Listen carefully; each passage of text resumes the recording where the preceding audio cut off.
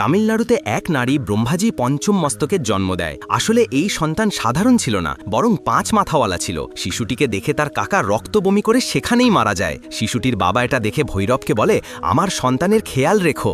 এরপর কৃষ্ণ জঙ্গলে চলে যায় তপস্যা করতে, যাতে সে ব্রহ্মাজিকে সন্তুষ্ট করে তার সন্তানকে সুস্থ করতে পারে। এদিকে শিশু বড় হয়ে যায়। একদিন যখন সে খেলতে বাইরে বের হয়, তখন সব বাচ্চারা তাকে দেখে ভূত ভূত বলতে শুরু করে। ঠিক তখনই তার মা এসে তাকে বাঁচায়, কিন্তু নিজের সন্তানের এই করুণ অবস্থা দেখে সেই রাতেই মা মারা যায়। অন্যদিকে তপস্যা করতে করতে কৃষ্ণের দেখা হয় এক অঘরীর সঙ্গে। কৃষ্ণ সেই অঘরীর কাছ থেকে অদ্ভুত সব শক্তি শিখে নেয়। এগুলো শেখার পর যখন সে গ্রামে ফিরে আসে, তখন তার সাক্ষাৎ হয় নৃসিংহ সাধুর সঙ্গে। নৃসিংহ যখন জানতে পারে যে কৃষ্ণ অঘরীর কাছ থেকে কর্ণপিশাচিনী বিদ্যা শিখেছে, তখন তিনি রেগে যান। তখন কৃষ্ণ বলে, আমি খুব বড় ভুল করে ফেলেছি, আপনি আমাকে কোনো পথ দেখান।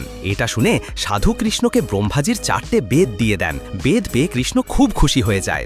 এরপর কৃষ্ণ তপবনে গিয়ে গুরুর নির্দেশ মতো করতে থাকে। নিজের সন্তানকে সুস্থ করার জন্য সে বেদে লেখা মতে 7 কুমারী কন্যার নতুন রক্ত একটি পাত্রে ভরে তার সন্তানকে দেয়। এর ফলে শিশুটির 4টে মাথা অদৃশ্য হয়ে যায়, কিন্তু তার দেহ তখনও অদ্ভুত লাগছিল।